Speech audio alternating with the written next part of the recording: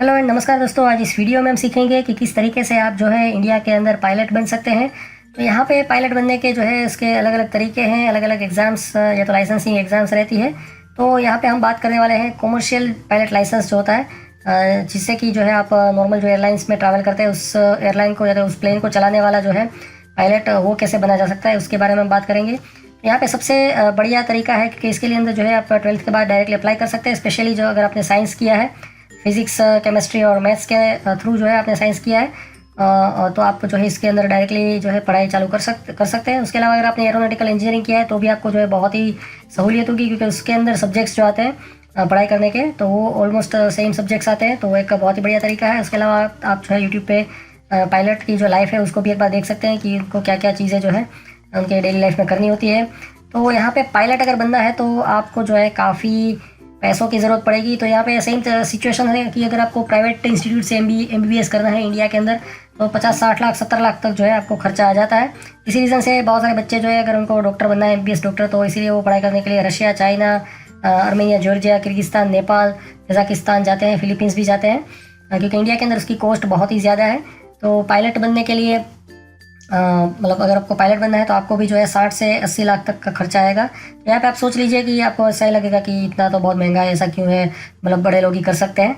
तो हाँ, ये सही बात है। मतलब हर कोई मिडिल क्लास फैमिली से जो है उनको तो अपना घर बेच के ही इसको जो है करना पड़ेगा अगर करना है तो अगर आप प्योरली डेडिकेटेड हैं, आपको करना ही करना है तो ही आप इसको करें। अदरवाइज़ यहाँ पे मतलब बहुत बड़ी डील है। और इतना खर्चा इसीलिए आता है कि आपने अगर कहीं पे अगर प्राइस देखा होगा कि स्काई डाइविंग जो करना होता है 1 घंटे का या तो आधे घंटे का टास्क होता है वो, तो उसका भी 50 से 60 हज़ार रुपये तक का चार्ज होता है।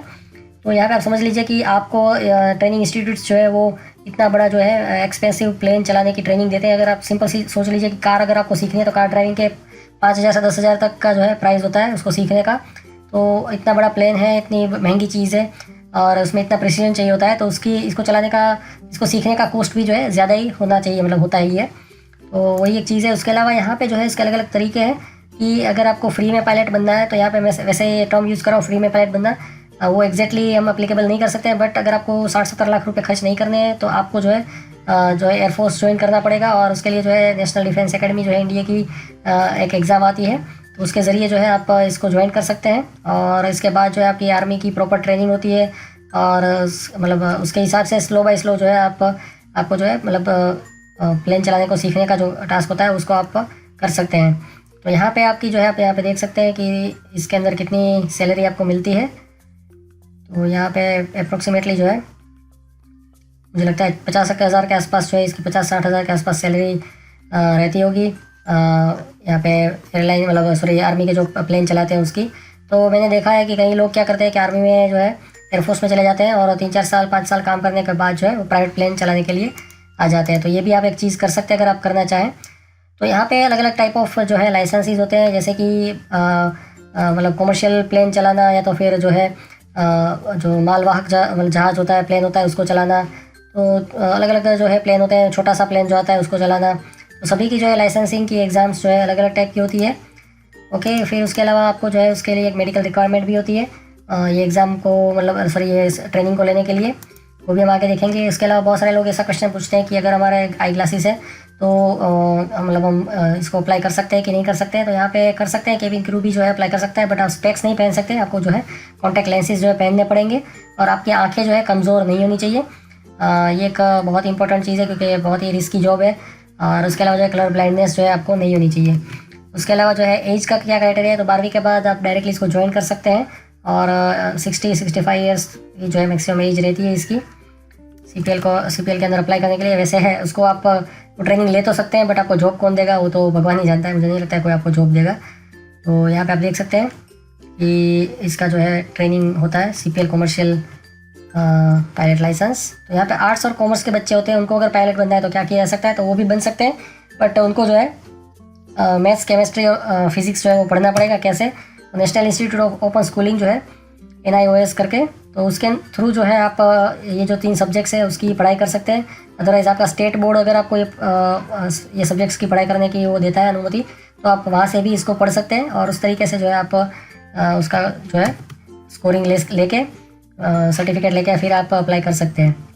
तो इंडिया के अंदर जो है ये एविएशन इंस्टीट्यूट ट्रेनिंग इंस्टीट्यूट्स जो है उसको ऑथोराइज़ करने की एक पूरी जो है गवर्नमेंट का एक डिपार्टमेंट है जिसका नाम है directorate general of civil aviation, DGCA करके जो है इसका ये डिपार्टमेंट है। इसके अंदर आप देख सकते हैं अलग अलग टाइप की ट्रेनिंग होती है। फिर यहाँ पे जैसे मैंने आपको बताया था कि आपको जो है मेडिकल एग्जामिनेशन करना पड़ेगा, तो यहाँ पे कौन कौन जो है इसका एग्जामिनेशन करता है उसका पूरा यहाँ पे लिस्ट दिखाया गया है।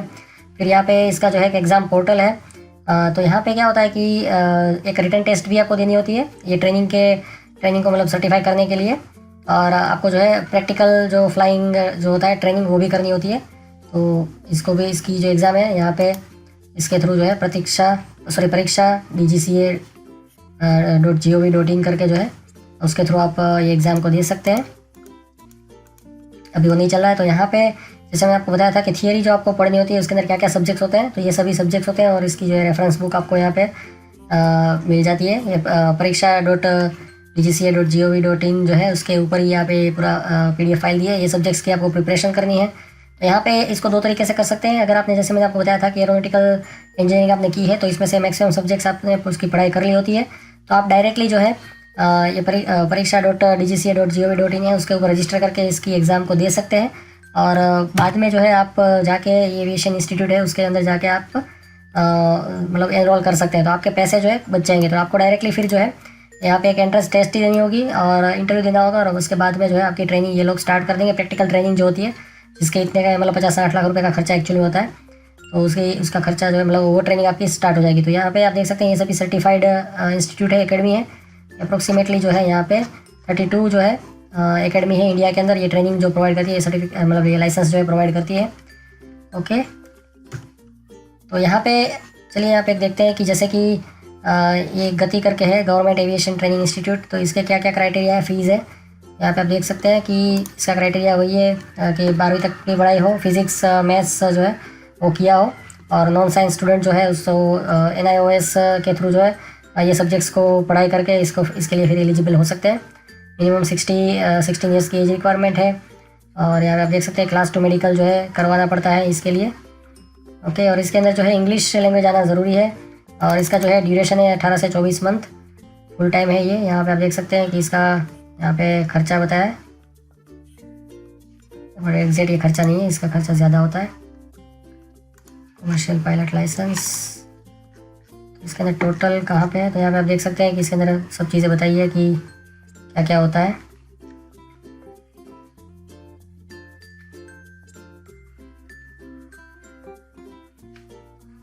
यहाँ पे जो है ग्राउंड क्लासेस होती है और फ्लाइट ट्रेनिंग होती है। तो ग्राउंड क्लासेस जैसे मैंने आपको ये पूरा लिस्ट बताया था वो सब सब्जेक्ट्स आपको पढ़ने होते हैं, और 350 आवर्स की वो ट्रेनिंग होती है। उसके बाद जो है फ्लाइट ट्रेनिंग होती है, और यहाँ पे ये सब सब्जेक्ट्स आपको पढ़ने होते हैं। ओके, यहाँ पे कहीं पे इसकी फ़ीस जो है एग्जैक्टली नहीं दिखाई है, बट 50 से 60 लाख रुपए तक की जो है इसकी फ़ीस होती है। ऑलराइट, तो अभी हम नेक्स्ट एक आधे इंस्टीट्यूट को देख लेते हैं। तो यहाँ पे Ahmedabad aviation and aeronautic limited करके है। तो इसके अंदर आप देख सकते हैं इसके अंदर भी 12 फिजिक्स और मैथ्स के साथ मतलब पास आउट होना चाहिए, और इक्विवेलेंट अप्रूव्ड बाय DGCA जो है उसके द्वारा अप्रूव किया हुआ हो वो चाहिए। उसके अलावा क्लास 2 मेडिकल टेस्ट चाहिए यहाँ पे आपको, और 200 आवर्स जो है फ्लाइंग ट्रेनिंग के होने चाहिए कंप्लीटेड, मतलब कंप्लीट करने होते हैं। उसके अलावा जो है ग्राउंड ट्रेनिंग जो होती है इसके अंदर ये सब सब्जेक्ट्स आपको पढ़ने होते हैं। 18 से 24 महीने का ये पूरा पैकेज है, और टोटल खर्चा यहाँ पे आप देख सकते हैं। Single engine mode of payment यहाँ पे 25 लाख का ये खर्चा दिखा रहा है। आई थिंक कंपेरेटिवली सस्ता है CPL के लिए। उसके बाद जो है नेशनल फ्लाइंग ट्रेनिंग इंस्टीट्यूट, इसके अंदर जो है खर्चा यहाँ पे पहले ही बता दिया है, टोटल अप्रोक्सीमेटली 37 लाख का खर्चा आता है। और इसके अंदर जो है क्या क्या आ जाता है कि ट्रेनिंग प्रोग्राम है, और course material, text book, uniform, transportation, ये सब आ जाता है। उसके अलावा जो है CPL प्रोग्राम है, इसकी आउटलाइन हम देख लेते हैं। तो आप इसी तरीके से इंफॉर्मेशन ले सकते हैं, और अगर आपके पास ज़्यादा पैसा है तो आप फॉरेन कंट्रीज़ जो है वहाँ पे जाके भी ये ट्रेनिंग कर सकते हैं। तो कई लोग क्या करते हैं कि इंडिया से बेसिक फ्लाइंग लाइसेंस जो होते हैं, कई स्कूल्स जो है वो इस तरीके की ट्रेनिंग प्रोवाइड करती है। वो छोटा सा जो प्लेन आता है उसका लाइसेंस लेके फिर आप दूसरी कंट्रीज़ जो है उसके अंदर भी जाके वहाँ पे भी ट्रेनिंग कर सकते हैं। तो उससे क्या होगा कि आपको जो बड़ी बड़ी एयरलाइंस है उसमें जॉब मिलने के चांसेस जो बढ़ जाते हैं, बट बहुत ही खर्चा लगता है उसके अंदर। यहाँ पे आप देख सकते हैं कि जो ग्राउंड जो सब मतलब थियोरेटिकल ट्रेनिंग होती है उसके अंदर ये सभी सब्जेक्ट्स आपको पढ़ने होते हैं और ये सभी कंसेप्ट्स को क्लियर करना होता है। और फ्लाइट ट्रेनिंग होती है, इसके अंदर जो है अप्रोक्सीमेटली 200 घंटे का ये फ्लाइट ट्रेनिंग होता है, ये आपको करना होता है। तो यहाँ पे भी जो फ्रेशर्स होते हैं उनको दिक्कत तो आती है, डायरेक्टली जो एयरलाइन वाले कोई जॉब नहीं देते हैं। तो इसके अंदर जो है जैसे ही आप इंस्टीट्यूट को ज्वाइन करते हैं, आपके पास भले ही फ़्लाइट एक्सपीरियंस नहीं है, फिर भी जो है आपको पहला लाइसेंस मिलता है स्टूडेंट पायलट लाइसेंस। उसके बाद जो है प्राइवेट पायलट लाइसेंस आपको मिलता है और बाद में जो है जब आप ये सब एग्ज़ाम्स इसके अंदर ली जाती है उसको क्लियर कर लेते हैं और फ्लाइंग आवर्स को जो है सक्सेसफुली अगर कंप्लीट करते हैं तो कमर्शियल पायलट लाइसेंस भी आपको मिल जाता है। तो यहाँ पे इंदिरा गांधी जो है राष्ट्रीय उड़ान एकेडमी है, उड़ान एकेडमी, उसके अंदर भी जो है आप एडमिशन ले सकते हैं।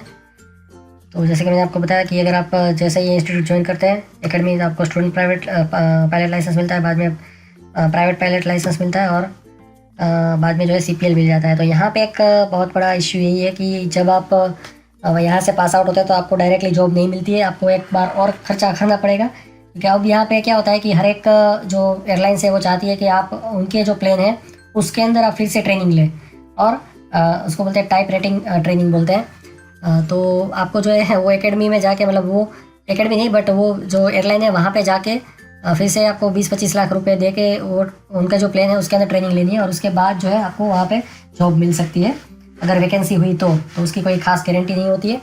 तो जो एयरलाइंस में वैकेंसी होती है वहाँ पे ही आप जाके जो है अप्लाई करें पैसा खर्च करके। तो यहाँ पे एक बहुत ही बड़ी प्रॉब्लम है। अदरवाइज़ आप क्या करें कि प्राइवेट कोई मतलब प्लेन्स होते हैं, मतलब जो पैसे वाले लोग होते हैं उनके पास छोटे छोटे प्लेन्स होते हैं, उसको चलाना भी आप स्टार्ट कर सकते हैं, बट उसके लिए भी जो एक्सपीरियंस तो चाहिए। तो यहाँ पे जैसे कि और उसके अलावा एक चीज़ है कि अगर आपको डायरेक्टली जॉब एश्योरेंस चाहिए तो बहुत सारी जो है एयरलाइंस, जैसे कि यहाँ पे जो है इंडिगो एयरलाइंस है, उसके अलावा एक और है स्पाइस जेट है। तो ये सभी एयरलाइंस जो है ये अपना खुद का एक CPL का प्रोग्राम चलाती है। तो बट इसका जो खर्चा है काफ़ी ज़्यादा होता है। यहाँ पे आप देख सकते हैं 85 लाख का खर्चा है टोटल।